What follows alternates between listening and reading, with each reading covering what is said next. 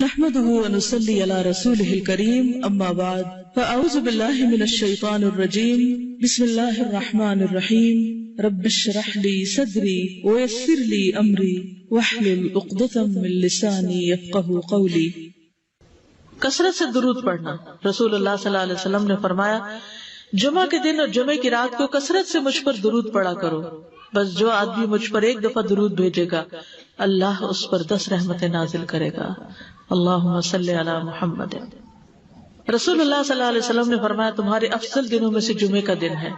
اسی دن آدم علیہ السلام پیدا کیے گئے، اسی دن ان کی روح قبض کی گئی، اسی دن سور پھونکا جائے گا اور اس دن سب لوگ بے ہوش ہوں گے، اس لیے اس دن مجھ پر کثرت سے درود بھیجا کرو کیونکہ تمہارا درود مجھ پر پیش کیا جاتا ہے۔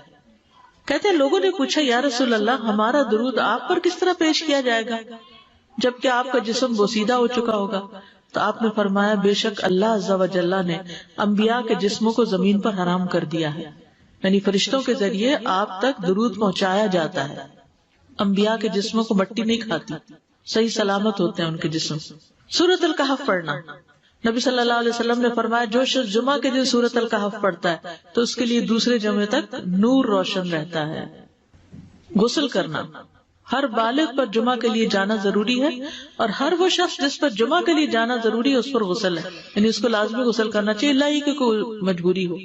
تو آپ اپنا اسکیڈول اس طرح بنائے نا کہ جیسے اگر آپ ہر روز نہاتے پھر تو کوئی مسئلہ نہیں، لیکن اگر آپ ایک دن چھوڑ کے ایک دن نہاتے ہیں تو آپ پھر اس طرح اسکیڈول کریں کہ جیسے آپ منڈے کو نہائے، پھر وینسڈے کو نہائے، پھر جمعے کو نہائے، پھر آپ سیٹرڈے سنڈے اگر نہیں بھی نہاتے پھر منڈے، تو اس طرح آپ جمعے کو مس نہیں کریں گے۔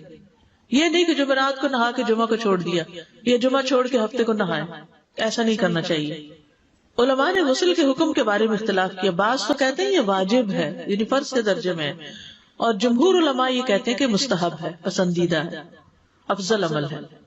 حدیث میں آتا ہے جس نے جمعے کے دن وضو کیا اس نے اچھا کیا اور جس نے غسل کیا تو یہ افضل ہے۔ صفائی میں مبالغہ ہوتی ہے نا، ویکلی صفائی آپ کو کرنی ہوتی ہے، یعنی جیسے ناخن وغیرہ کاٹتے ہیں یا پھر اپنے زائد بال وغیرہ اتارتے ہیں، تو یہ سب چیزیں اگر جمعے کے دن ہو تو زیادہ بہتر ہے۔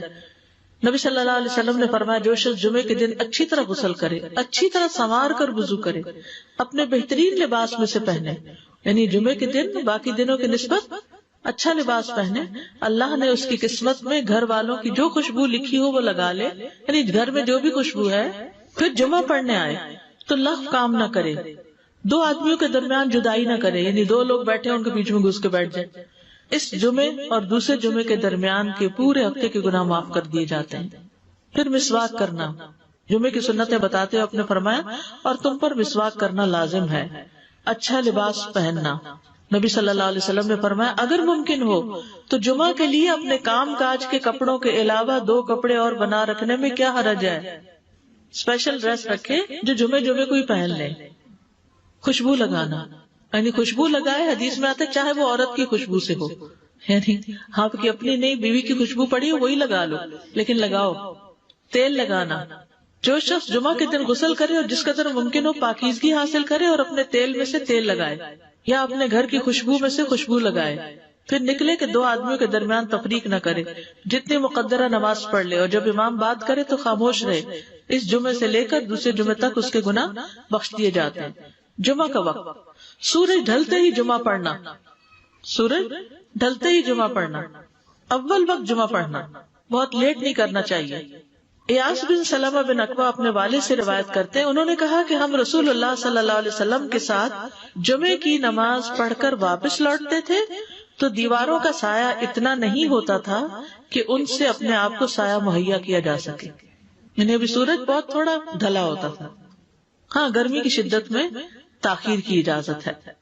مسجد میں داخلہ۔ مسجد کی طرف جلدی نکلنا۔ تحیت المسجد ادا کرنا۔ عمر بن دینار کہتے ہیں انہوں نے جابر رضی اللہ عنہ کو کہتے ہوئے سنا کہ ایک شخص جمعہ کے دن مسجد میں داخل ہوا اس حال میں کہ نبی صلی اللہ علیہ وسلم خطبہ دے رہے تھے، تو آپ نے فرمایا کیا تم نے نماز پڑھی؟ اس نے کہا نہیں، تو آپ نے فرمایا کھڑے ہو 2 رکعتیں پڑھو۔ اب یہ بڑا اہم مسئلہ ہے، مسجد میں داخل ہو چاہے خطبہ ہو رہا ہو 2 رکعت پڑھے بغیر نہ بیٹھو، ٹھیک ہے؟ اور یہ کیا ہے؟ دراصل تحیت المسجد، یہ جمعے کی سنتیں نہیں ہیں، یہ کیا ہے؟ تحیت المسجد ہے، اور مختصر پڑھی جائیں، یعنی امام جب خطبہ دے رہا ہو تو چاہیے کہ 2 رکعتیں پڑھے اور دونوں میں اختصار کرے. نماز سے قبل ہلکا بنانے کی ممانعت. مثلا آپ جلدی چلے گئے تو یہ نہیں کہ ایک گروپ بنا کے آپس میں گپ شپ شروع کر دیں, نہیں, سیدھے ہی لائنوں میں بیٹھیے.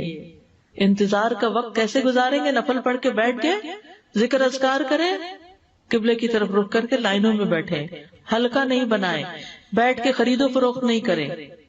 تاخیر سے آنے پہ گردنیں پھلانگ کے نہ آگے جائیں. رسول اللہ صلی اللہ علیہ وسلم نے فرمایا ٹیک لگا کے مت کھاؤ. یہ عام ایک ادب بتایا, یعنی اس طرح ٹیک لگا کے نہیں کھاؤ, کھانے کے وقت سیدھے ہو جاؤ. چھنے ہوئے آٹے کی روٹی نہ کھاؤ, میدا. مسجد میں کوئی جگہ مقرر نہ کرو کہ یہ میری جگہ ہے, آپ کیوں آج یہاں کھڑی ہوگی, کہ تم اسی میں ہی نماز پڑھو. کچھ لوگ ہوتے ہیں نا, آ کے مخصوص جگہ ہی پڑھتے ہیں, اگر کوئی اور وہاں ہو جائے ڈسٹرب ہو جاتے ہیں. اور جمعہ کے دن لوگوں کی گردنیں نہ پھلانگو, ورنہ اللہ تمہیں قیامت کے دن لوگوں کے لیے پل بنا دے گا. کیونکہ بہت اذیت کی بات ہے نا, بیٹھے ہیں لوگ باقاعدہ بعض اوقات کندھوں پہ ہاتھ رکھ کے اس کو تنگ کر اس کو تنگ کر, تو یہ نہیں کرنا چاہیے. اگر آپ کو اٹھنا بھی پڑ گیا بیچ میں تو واپسی پہ پیچھے کھڑے ہو جائیے, اگلی لائن مل جائے گی. جی یہ تو بہت ضروری بات آپ نے کی کہ جب لوگ مسجد آئے تو پہلی صف میں بیٹھے, یعنی پہلی چھوڑ کے آخری میں بیٹھ جائیں اور پھر لوگ ان کی گردنیں پلانگتے رہیں, دوسروں کے لیے فتنہ بننا. جابر بن عبداللہ رضی اللہ عنہ سے روایت ہے کہ جمعے کے دن رسول اللہ صلی اللہ علیہ وسلم خطبہ ارشاد فرما رہے تھے کہ ایک آدمی مسجد میں داخل ہوا, وہ قریب آ کر بیٹھنے کے لیے لوگوں کے اوپر سے گزرنے لگا. رسول اللہ صلی اللہ علیہ وسلم نے فرمایا بیٹھ جاؤ, تحقیق تم نے لوگوں کو تکلیف پہنچائی اور دیر سے آئے. یہ عربی کے الفاظ بڑے خوبصورت ہیں. اجلس فقد آذیت و آنیت, کتنی جامع زبان ہے یہ. اجلس فقط آذیت, تو نے اذیت دی, و آنیت, اور دیر سے آئے. ہاں تو اس سے منع کیا گیا. کسی کو اس کی جگہ سے نہ اٹھانا. جابر رضی اللہ عنہ نبی صلی اللہ علیہ وسلم سے روایت کرتے ہیں, آپ نے فرمایا تم میں سے کوئی شخص جمعہ کے دن اپنے بھائی کو کھڑا نہ کرے کہ پھر دوسری طرف سے آ کر اس کی جگہ پہ خود بیٹھ جائے, بلکہ جو آئے وہ کہے جگہ کشادہ کرو, ہمارے لیے بھی جگہ بناؤ, یہ کہے. خطبہ جمعہ اور اس کے آداب. خطبہ جمعہ کی اہمیت. جب اذان ہو جائے تو کیا کرے انسان؟ مسجد کی طرف دوڑ پڑے. تو مسجد میں جماعت تو نہیں ہو رہی ہوگی, پہلے کیا ہو رہا ہوگا؟ خطبہ ہو رہا ہوگا. امام کے خطبے سے پہلے سلام کرنا. نبی صلی اللہ علیہ وسلم جب ممبر پر چڑھتے تو حاضرین کو السلام علیکم کہتے. امام کا کھڑے ہو کر خطبہ دینا. رسول اللہ صلی اللہ علیہ وسلم کھڑے ہو کر خطبہ دیتے, پھر بیٹھ جاتے, پھر کھڑے ہوتے اور کھڑے ہو کر خطبہ دیتے, یعنی بیچ میں تھوڑا سا بیٹھ بھی جاتے تھے. جس نے تمہیں یہ خبر دی کہ آپ بیٹھ کر خطبہ دیتے تھے تو تحقیق اس نے جھوٹ بولا. بس یقیناً اللہ کی قسم میں نے آپ کے ساتھ 2000 سے زائد نمازیں پڑھی ہیں, یعنی جن میں بہت سے جمعے بھی آئے ہیں, تو ایسا کچھ نہیں. امام کو 2 خطبے دینا, یعنی کھڑے تھے پہلے, پھر ذرا بیٹھ گئے, پھر دوسری دفعہ اٹھے, تو یہ 2 خطبے ہو گئے. مختصر خطبہ دینا. آپ کے خطبات چند کلمات ہوا کرتے تھے, بہت لمبی تقریریں نہیں. آپ کا خطبہ درمیانہ ہوتا تھا. نبی صلی اللہ علیہ وسلم نے فرمایا آدمی کا نماز کو لمبا کرنا اور خطبے کو مختصر کرنا اس کی سمجھداری کی علامت ہے. بس نماز لمبی کرو, خطبہ مختصر کرو, کیونکہ بعض بیان جادو جیسا اثر رکھتے ہیں, یعنی تھوڑے بھی بات کرو گے تو دل میں چلی جائے گی. نماز پہ زیادہ توجہ. نبی صلی اللہ علیہ وسلم کا خطبے میں سورۃ قاف پڑھنا. حارثہ بن نعمان کی بیٹی سے روایت ہے, کہتی ہے کہ میں نے سورۃ قاف رسول اللہ صلی اللہ علیہ وسلم سے سن کر حفظ کر لی. آپ ہر جمعے کو خطبے میں پڑھا کرتے تھے. سامعین کا امام کی طرف رخ کرنا, یعنی جمعے کے دن یہ نہیں کہ آپ کرسی لگا کے کسی اور طرف منہ کر کے بیٹھ جائیں اور جب جماعت ہو تو پھر صف میں کھڑے. نہیں, آپ صف میں بیٹھے ہو, کس طرف وہ ہو؟ قبلہ رخ ہو. امام سامنے ہی ہوگا نا قبلے کی طرف. ایک صحابی کہتے کہ جب آپ ممبر پہ چڑھتے تو ہم اپنے چہروں کے ساتھ آپ کی طرف متوجہ ہوتے, ادھر ادھر نہیں دیکھتے تھے خطبے کے دوران. امام کے قریب بیٹھنا. اللہ کے نبی صلی اللہ علیہ وسلم نے فرمایا ذکر میں حاضر ہوا کرو, یعنی خطبہ میں, اور امام کے قریب بیٹھا کرو. بے شک آدمی دور ہوتا رہتا ہے حتیٰ کہ وہ جنت میں بھی پیچھے ہی ہوگا, اگرچہ وہ اس میں داخل بھی ہو جائے.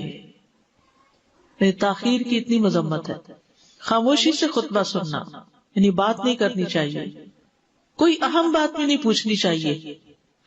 ابن مسعود سے روایت ہے کہ انہوں نے ابی ابن کعب سے قرآن کی کسی آیت کے بارے میں سوال کیا جبکہ اللہ کے نبی خطبہ دے رہے تھے, تو انہوں نے اعراض کیا اور کوئی جواب نہ دیا. پھر جب آپ نے نماز پڑھائی تو ابی کہنے لگے تمہارا جمعہ ہی نہیں ہوا. تو ابن مسعود نے رسول اللہ صلی اللہ علیہ وسلم سے پوچھا تو آپ نے فرمایا ابی نے سچ کہا. کوئی بات کرنے کی اجازت نہیں، یہ کہنے کی بھی کہ چپ ہو جاؤ یہ بھی اجازت نہیں۔ عبداللہ بن مسعود کہتے کہ جب امام جمعہ کے لیے آ گیا پھر تمہارا اپنے ساتھی سے یہ کہنا کہ خاموش رہو لغویت کے لیے کافی ہے، یہ بھی لغو بات ہے۔ کوئی لغو حرکت نہ کرنا، کنکریوں سے نہ کھیلنا، فون سے نہیں کھیلنا، میسجز چیک نہیں کرنا، انگلیوں میں انگلیاں ڈال کے پٹاخے نہیں بجانا، گوٹ مار کے نہیں بیٹھنا۔ گوٹ مار کے کیسے بیٹھتے ہیں؟ گھٹنے اوپر کر کے اور یوں ایسے گھٹنوں کے گرد ہاتھ ڈال کے۔ کئی دفعہ ایسے نظر آتا ہے کہ خطبے میں لوگ اس طرح بیٹھے ہوتے ہیں کیونکہ پتہ نہیں ہے، یعنی آپ چوکڑی مار سکتے ہیں۔ آپ سب سے افضل پوزیشن تو یہ ہے کہ جیسے نماز کے اتحیات میں ہم بیٹھتے ہیں، لیکن کچھ لوگ اس طرح بیٹھ نہیں سکتے، چلے کرسی میں بیٹھ جائیں۔ اگر کرسی نہیں ہے نیچے بیٹھے ہیں تو چوکڑی مار کے بیٹھ جائیں، ٹانگیں اس طرح پیٹ کے ساتھ لگا کے گھٹنوں پہ ہاتھ کو بل دے کے اس طرح نہیں بیٹھے۔ اگر مجبوری ہے تو وہ اور بات ہے، لیکن یہ کہ بلا وجہ نہیں کرنا چاہیے کیونکہ ادب کے خلاف ہے۔ اونگ آنے پر جگہ بدلنا، نبی صلی اللہ علیہ وسلم نے فرمایا اگر جمعہ کے دن کسی کو مسجد میں اونگ آنے لگے تو اپنی اس جگہ کو دوسری جگہ سے بدل لے۔ کہ بعض اوقات ایسا ہوتا ہے نا خطبے کے وقت بڑی سکینت ہوتی ہے اور آخری خطبہ تو آپ نیند میں ہی سنتے ہیں۔ نماز جمعہ کی رکعت 2 رکعت ہے فرض بس۔ جمعہ کی نماز 2 رکعتیں ہیں اور ان دونوں میں قرات ہوتی ہے۔ نبی صلی اللہ علیہ وسلم جمعے میں سب اسم ربک الاعلی اور حل اتاک حدیث الغاشیہ پڑھتے۔ کبھی جمعہ اور عید کٹھے ہو جاتے تب بھی دونوں نمازوں میں یہی سورت پڑھتے تھے، ٹھیک ہے۔ اسی طرح صبح کی نماز میں جمعے کے دن الف لام میم التنزیل اور حل اتی علی الانسان کی قرات کرتے اور نماز جمعہ میں سورۃ الجمعہ اور منافقین کی تلاوت کرتے، یعنی یہ بھی ملتا ہے۔ فرض کے بعد 2 رکعت پڑھنا، عبداللہ بن عمر سے روایت ہے انہوں نے رسول اللہ صلی اللہ علیہ وسلم کی نفل نماز کو بیان کیا اور کہا کہ آپ جمعے کے بعد کوئی نفل نماز نہیں پڑھتے تھے حتیٰ کہ واپس تشریف لے جاتے، پھر اپنے گھر میں 2 رکعت پڑھتے تھے۔ اب جو لوگ گھر نہیں جاتے تو پھر وہیں پر وہ پڑھ لیتے ہیں، ورنہ آپ صلی اللہ علیہ وسلم اپنی سنتیں وغیرہ گھر میں پڑھتے تھے۔ اور اسی طرح 4 بھی پڑھی جا سکتی، 2 بھی ہیں 4 بھی ہیں۔ آپ صلی اللہ علیہ وسلم نے فرمایا جب تم میں سے کوئی جمعہ پڑھ چکے تو اس کے بعد 4 رکعتیں پڑھے، یہ آپ کا حکم ہے۔ تو جب آپ کا 2 چیزیں ہوتی ہیں سمجھنے کے لیے، ایک آپ کا فعل ہوتا ہے اور ایک آپ کا حکم ہوتا ہے، تو ہمارے لیے کیا ہے جو آپ کا حکم ہو۔ جمعے کے بعد کوئی اور نماز پڑھنے سے پہلے گفتگو کرنا، یعنی سنت پڑھنے سے پہلے گفتگو کرنا۔ اسما بن مالک سے مرفوعاً روایت ہے کہ جب تم میں سے کوئی آدمی جمعہ کی نماز پڑھے تو اس کے بعد اس وقت تک کوئی نماز ادا نہ کرے جب تک کسی سے کلام نہ کرے یا اس جگہ سے نکل نہ جائے۔ پہلے منع تھا، اب کوئی نہ کوئی بات کر لینی چاہیے۔ نہیں سمجھ آئی؟ یعنی جمعہ پڑھ لیا آپ نے اور پھر کسی سے آپ سلام دعا کر لیں، اس کے بعد سنت پڑھیں یا نفل جو بھی، ٹھیک ہے۔ اور گھر جانا تو گھر جا کے پڑھیں، اور اگر گھر نہیں جانا کام پہ جانا تو ادھر ہی پڑھ کے چلے جائیں۔ کتنا پیارا ہے ہمارا دین کہ اتنا لمبا بھی چپ کا روزہ نہیں رکھوایا۔ بالکل۔ عاصم سے روایت ہے، وہ ابو قلابہ سے نقل کرتے ہیں، میں نے ان کے ساتھ جمعہ کی نماز پڑھی، جب میں نے اپنی نماز پوری کر لی انہوں نے میرے ہاتھ کو پکڑا اور میری جگہ پر کھڑے ہوئے اور مجھے اپنی جگہ پہ کھڑا کیا۔ وہ جو ہم چینج کرتے ہیں نا جگہ، وہ اس کی بات ہو رہی ہے، یعنی جمعے کے بعد کوئی اور نماز پڑھنے سے پہلے بات بھی کر لینا، جگہ بھی تبدیل کرنا۔ لیکن اگر کچھ لوگ پہلے سے ہی آپ کی سنتیں شروع کر چکے اور کوئی چینج کرنے والا نہیں تو پھر پڑھ لیجیے۔ یعنی یہ مستحب اعمال ہے، ان میں ایسا نہیں کہ کوئی گناہ لازم ہو جائے گا، لیکن افضل یہ ہے، افضل سے اجر زیادہ ہو جاتا ہے۔